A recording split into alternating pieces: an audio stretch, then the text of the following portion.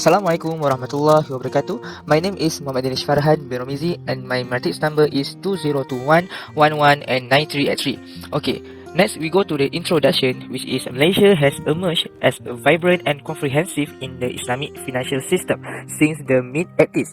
This is in line with the enactment of the Islamic Banking Act (ABI) 1984 and the Government Investment Act 1983, which allow Islamic banking and financial transactions to be conducted in accordance with Sharia principle. The content that we'll discuss is about the position of the Sharia Court and Islam in the Federal Constitution, Islamic financial legal framework in Malaysia, and the court cases relating to Islamic finance. And lastly is the legal issue in Islamic financial with the solution. Assalamualaikum warahmatullahi wabarakatuh. My name is IHSAN bin FAUZI. Today I will explain and present the position of the Sharia Court and Islam in the Federal. In spite of the fact that Malaysia is a multicultural society, but Islam occupies a special place compared to other religions practiced by Malaysia. The Malaysian Constitution recognizes Islam as the official religion of the Federation. It guarantees to a limited extent the implementation of Islamic law and the establishment of various Islamic institutions such as Islamic Religious Council, Baitul Mal, Waqaf and Fatwa under the jurisdiction of the state. In fact, it has already started from the beginning, that is during the reign of Malacca.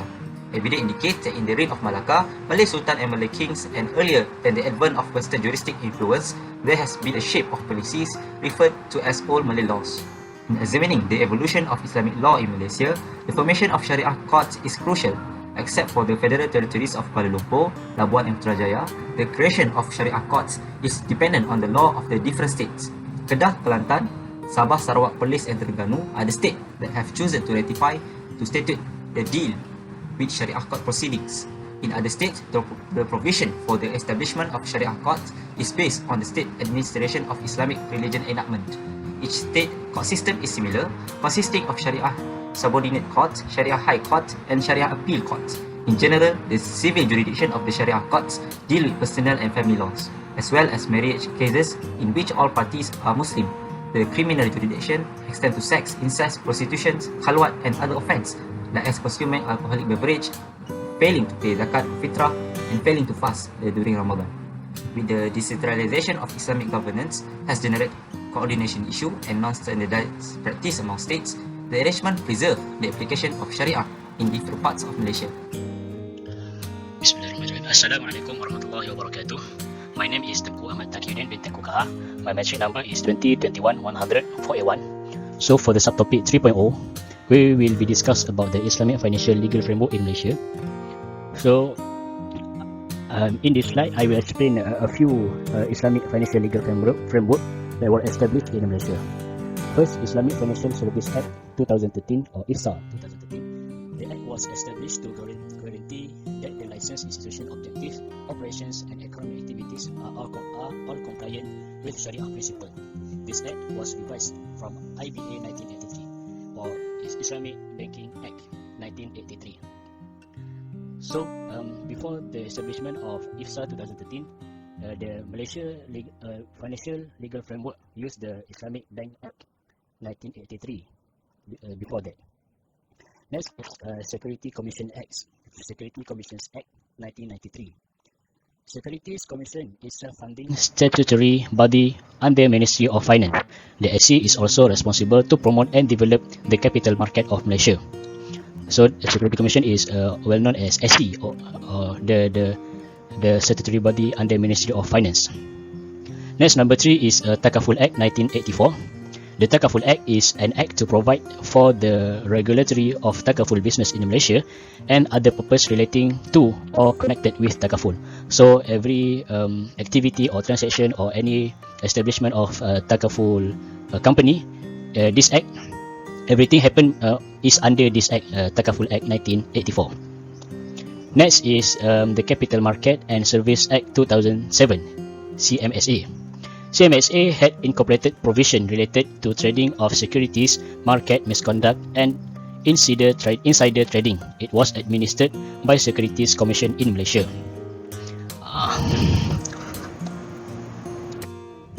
Next, number 5 is Central Bank Act 2009.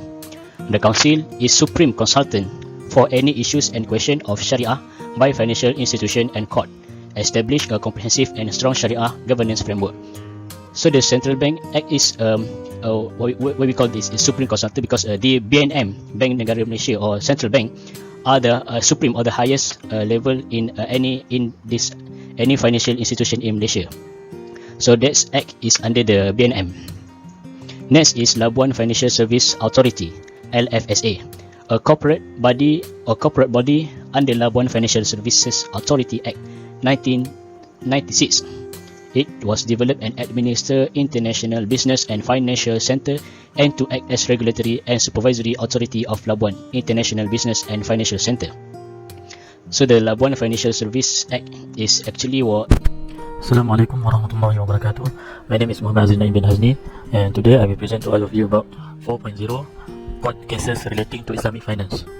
Actually, they have many court cases relating to Islamic finance, but I'm insert only a few cases, which is I insert 5 cases related to Islamic finance. Okay, for the first cases are Tinta Press dan Berhad versus Bank Islam, which is plaintiff made an application to claim losses from defendant. In this case, the plaintiff had leased certain printing equipment to the first defendant. The first defendant having default in payment of the lease rent. The plaintiff brought an action to recover possession of the equipment and to recover the arrears of rent. For the second cases, Bank Islam Malaysia Berhad versus Adnan bin Umar, which is involved BBA, Baik Bisaman Ajil funding. In this case, the High Court has ruled that the Civil Court has jurisdiction to hear banking cases and matters related to it, including Islamic banking. The third cases is Bank Islam Malaysia Berhad versus Pasaraya Peladang Sedan Berhad, involve BBA funding. As security for the repayment of money borrowed from the facility, the defendant has mortgaged 10 plots of land to the plaintiff. When the defendant failed to repay the loan, the plaintiff issued a notice of claim, and defendant also failed to comply with the notice of claim. The fourth cases are Bank Kerjasama Rakyat Malaysia versus MC Corporation, also involve BBA funding. The court has ruled that Islamic banking is also subject to the same laws as conventional banking and refers to the National Land Court. And for the last cases, Malayan Banking Berhad versus Yaakob, Hoji and Anor, also involved in BBA funding. As the result of the arrears, the defendant have to pay more than the amount funded. Okay, we will continue to jurisdiction of Sharia courts and civil courts in Muhammad case. The term Islamic law and determination of Islamic law and doctrine are used in these two first paragraph. The phrase itself denotes the broad extent of the law and the state legislature authority to decide on Islamic law. Muamalat is an Islamic legal branch. Trading, banking, finance and takaful are examples of commercial transactions. Since Muamalat is a branch of Islamic law, it is clear that the state legislature has the authority to make legislation governing this area of Islamic law. There are, however, some limits. For example, jurisdiction of the courts. Sharia courts constitution, organization and process are outlined in paragraph 1 of list 2 of the state list, which state that Sharia courts have jurisdiction solely over those who profess the religion of Islam and is subject covered by paragraph 1 of the state list. The state list does, however, have some limitation, as it only applies to people who practice Islam. In addition, there is no inconsistency among the state legislature in enacting legislation, and to date, no legislature has enacted legislation that gives Sharia court jurisdiction over the Muamalat issue. Based on this agreement, Sharia courts can adhere to Islamic banking case. The civil court, on the other hand, is a court of jurisdiction over the banking matters, as bank and related matters clearly fall under parliamentary authority, Article 7 and 8 of the Federal List. For example, in the case of Muhammad alias Ibrahim versus RHB Bank Berhad, the High Court reaffirmed this view by stating, in Malaysia, Islamic law is governed by Sharia courts, which are empowered by a state law passed in accordance with Article 74 of the Federal Constitution. However, in cases involving Islamic financial transaction, civil courts will have jurisdiction to consider this issue. The reason for this is the law governing finance, trade, commerce and industry is covered by the Federal List in the Federal Constitution List 1. Sharia courts can only determine issues that come under the state list, which exclude any case relating to commercial rules such as Islamic banking. Civil courts have authority to hear Islamic banking and other Islamic commercial cases. The matter can only be decided by the Sharia courts if all of the parties are Muslim.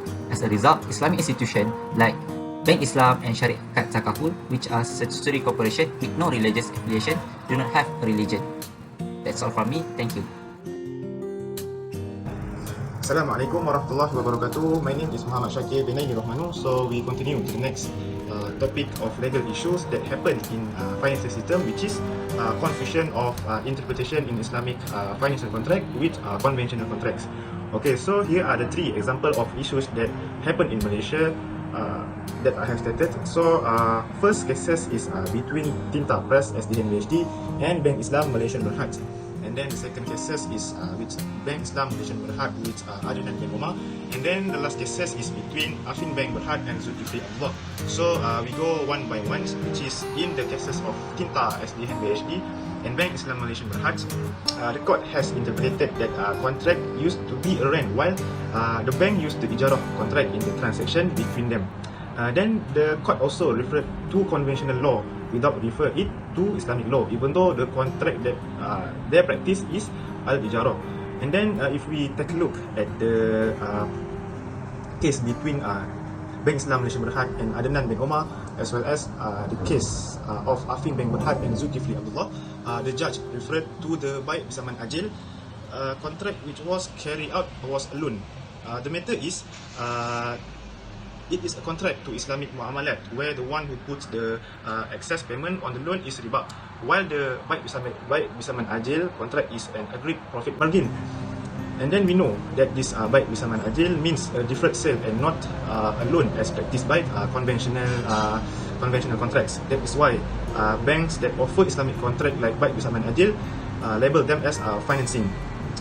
In addition, the court also argued that the Baik Bersamaan Ajil was same as the interest contract, while Baik Bersamaan Ajil basically used the principle of profits.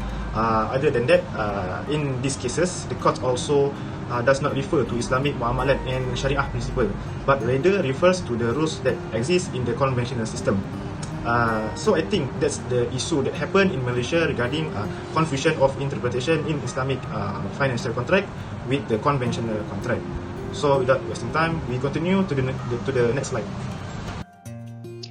Next, for the subtopic 5.3, the function of the Sharia Advisory Council.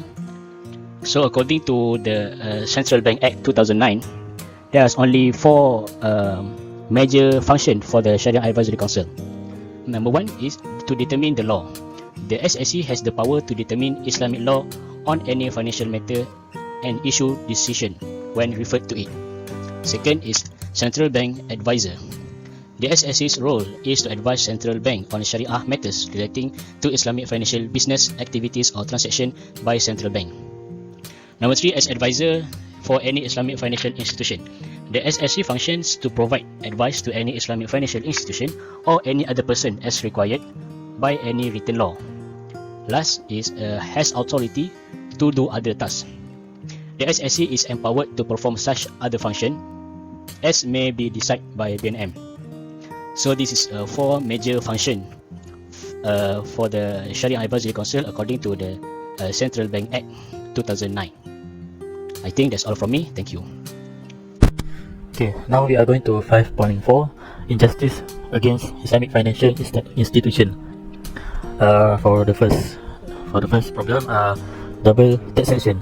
Islamic banking is obligated to pay zakat and corporate tax. This matter does not apply to conventional banking, as it only has to pay corporate tax. Therefore, Islamic banking should be given also the rebates as given to Tabung Haji, to the Tabung Haji Act, to avoid the double taxation. And it also can burden Islamic financial institution. The second problem are civil court control cases related to Islamic finance. The role of Sharia judge and Sharia lawyer is set aside. This should not be happen because the interpretation of Islamic muamalat should be done by expert only in the field, and not judge and the civil lawyer, who usually refers more to conventional interpretation and not to Sharia principle. And the third problem is license limits. Cannot operate as Islamic banking. This matter is happen to Bank Rakyat, which is a bank that applies Islamic principle, cannot operate like Bank Islam because Bank Rakyat is subject to Cooperative Association Act 1993, and the Rakyat Act 1978 and not the Companies Act 1965. Rakyat is only recognized as an institution that practices the concept of Islamic banking and cooperative. This should not happen because Rakyat should be called Islamic banking because they practice Sharia principle. That's all from me. Thank you. Okay, so we proceed to the next topic, which is improvements to resolve legal issues related to Islamic finance. Okay, on this slide, I have stated some of the solutions that can be applied to overcome the legal issues that have been presented in the previous slide. So first, what we can do to overcome the issues is we can enacting the amendments to the federal constitution, especially in Article 74 in bracket 2 and the 9th schedule, as well as the relevant acts, so that Islamic law as a whole, including Islamic muamalat system, is included in the federal list. This is also to enable the Islamic financial system to operate, and the Sharia courts are given jurisdiction to handle cases related to the Islamic finance and muamalat, whether it is involving Muslim or not. So the second solution that we can make amendments to the acts related to the Islamic financial system, such as ABN 2009, ABI 1983, BA FIA 1989, AT 1984, by including the necessary provisions. So it will be no longer have to depend on the current status law operates. And then in addition, we can also enacting Islamic financial legislation, such as contract law or contract sale and purchase and others that are already in Islamic muamalat.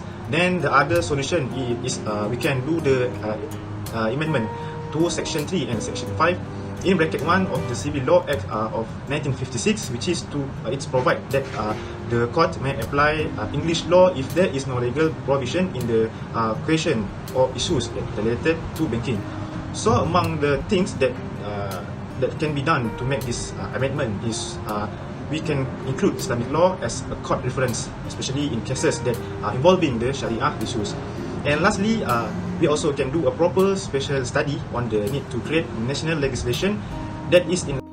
In conclusion, the Islamic financial system in Malaysia is moving forward and rising positively to become a model in the eyes of the world. However, the tribulation and the challenge as mentioned above can to some extent give rise to customer skepticism and imaginary distrust of Islamic financial products and operation.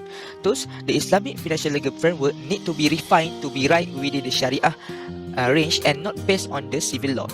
Proposed amendment to the Constitution and certain acts need to be observed by the authorities so that the Islamic banking and financial system can operate in full accordance with Sharia requirement without mixing the Islamic and civil legal system as it is now. Thank you. That's all from us. Assalamualaikum warahmatullahi wabarakatuh.